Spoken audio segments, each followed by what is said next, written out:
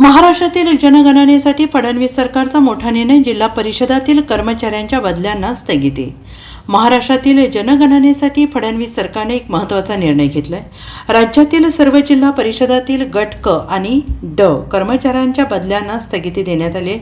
ग्रामविकास मंत्री जयकुमार गोरे यांनी हा महत्त्वाचा निर्णय घेतलाय. जनगणनेशी संबंधित शिक्षकांसह सर्व कर्मचाऱ्यांच्या सर्वसाधारण बदली स्थगिती देण्यात आली आहे. जनगणना 2026 यशस्वी आणि प्रभावीपणे पार पाडावी यासाठी हा निर्णय घेण्यात आला आहे.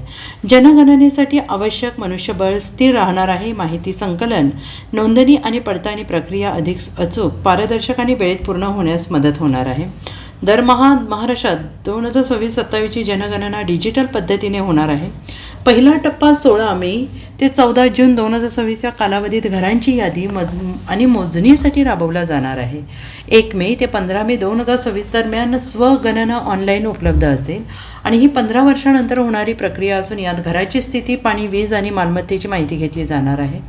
Bureau report, SBN Marathi, Mumbai.